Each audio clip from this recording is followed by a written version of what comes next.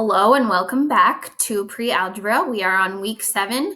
Last week you guys started week 1 of transformations, so this week is part 2 of transformations. And your first task is to watch a video on rotations. So it's going to explain a 90-degree rotation, 180-degree rotation, 270, and 360. So there are 4 different kinds of rotations that you'll need to know for pre-algebra. So this video will explain it.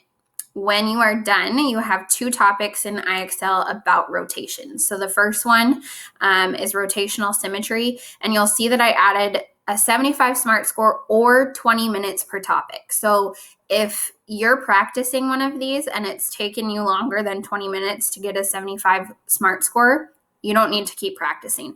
But if you're just sitting on it, it's not going to count towards your time. So make sure you're practicing it, but if it's too hard, then it's too hard. So make sure you're signed in, but you're going to look at this photo or picture and see if I can turn it another way and have it still be symmetrical. This spider, the only way that it would have rotational symmetry is if it's turned 360 degrees. So 75 SMART score. Also, you probably already know this, but at the top, if it says learn with an example, you guys can click it and review the topic before you start answering questions. So there's just a little extra piece. And the other one is graphing rotations. So you'll click this one and it'll tell you, here's your figure A. You want a rotation 180 degrees counterclockwise around the origin. So counterclockwise is the opposite way of a clock. So it would move from this point, this would be 90, 180 would put it in this quadrant of the graph. So 75 or 20 minutes per topic. The next one, task 3, is a video that reviews all 3 types of transformations that we've covered. So we covered translations, which is just moving a shape side to side or up or down. You've covered reflections, which means like a mirror image, either flipping it across the Y or the X axis. And then you just learned about rotations. So those are the 3 transformations that you learned about. This video covers all 3 again. I think it's only like 2 or 3 minutes. It's pretty quick. If you don't need to watch it, then you don't need to. But your next topics are practicing all of the transformations together.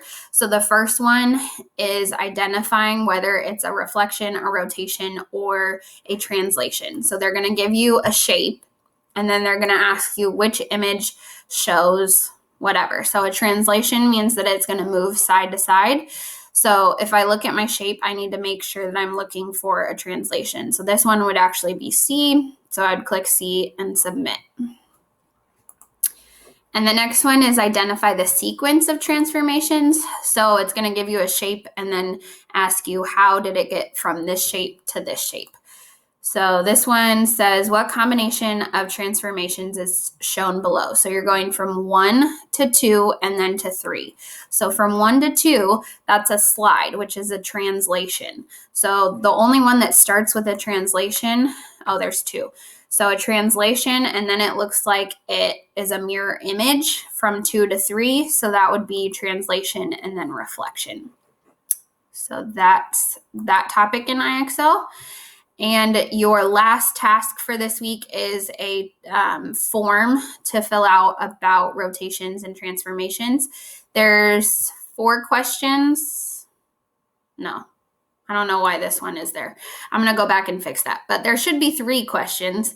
And 2 of them are actually about the topic. And then the third one is just, I want to hear from you guys.